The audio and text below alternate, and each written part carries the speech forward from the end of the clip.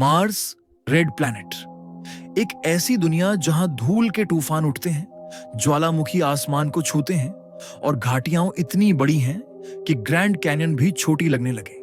लेकिन सवाल यह है, क्या कभी मार्स पर समंदर हुआ करते थे? और अगर हां, तो क्या वहां जिंदगी भी रही होगी?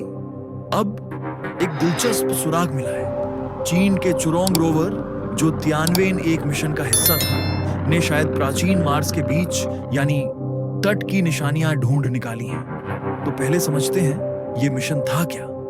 तियानवेन एक स्पेसक्राफ्ट जिसे चीन ने जुलाई 2020 में लॉन्च किया था, उसमें एक ऑर्बिटर, एक लैंडर और चुरोंग नाम का रोवर था।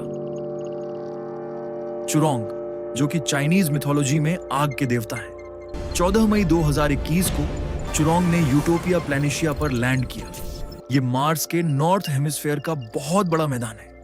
इस लैंडिंग के साथ चीन दुनिया का दूसरा मुल्क बन गया जिसने मार्स पर रोवर को उतारकर चलाया। सबसे पहले यह काम अमेरिका ने किया था, जुलाई 1976 में वाइकिंग 1 लैंडर के साथ। उसके बाद नासा ने कई लेजेंडरी रोवर्स भेजे, सोजॉर्नर 1997, स्पिरिट और अपॉर्चुनिटी 2004, क्यूरियोसिटी 2012 और परसिवियरेंस 2021। इन सब ने मिलकर हमारी मार्स के बारे में समझ ही बदल दी। चुरोंग ने भी उम्मीद से कहीं ज्यादा अच्छा काम किया। उसने 1900 मीटर से भी ज्यादा सफर किया, जबकि उसका डिजाइन सिर्फ 90 दिनों का था। उसने टीलों को पार किया, पत्थरीले मैदानों और क्रेटर्स की जांच की और लगभग 2 पृथ्वी साल तक चलता रहा। इस दौरान उसके इंस्ट्रूमेंट्स ने सतह और जमीन के नीचे की जानकारी इकट्ठी की और यही डेटा अब हमें मार्स पर बीचेस यानी तटों के सबूत दिखा रहा है। चुरोंग ने ग्राउंड पेनिट्रेटिंग रडार से जमीन के नीचे झांका और उसने क्या पाया? कई लेयर्स यानी परतें जो धीरे धीरे ढलान पर हैं, रेत जैसे पार्टिकल्स से बनी हुई। ये वैसी ही लगती हैं जैसी हमें धरती पर तटों के पास दिखती हैं। ये परतें लगभग 15 डिग्री तक उस तरफ झुक रही हैं जहां कभी समंदर का किनारा रहा होगा।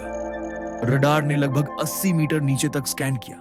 इसका मतलब साफ है, बहुत पहले मार्स पर लहरों से बने तट थे, न कि हवा या लावा से बनी संरचनाएं। और सबसे दिलचस्प बात यह है कि ये परतें सतह के नीचे सुरक्षित रह गईं, वरना धूल और तूफानों ने तो मार्स की सतह का बहुत हिस्सा बदल कर रख दिया है। तो ये सब किसकी तरफ इशारा कर रहा है? एक प्राचीन महासागर जिसे वैज्ञानिक ड्यूटरोनिलस कहते हैं। माना जाता है कि ये करीब 3.5 से 4 अरब साल पहले मौजूद था।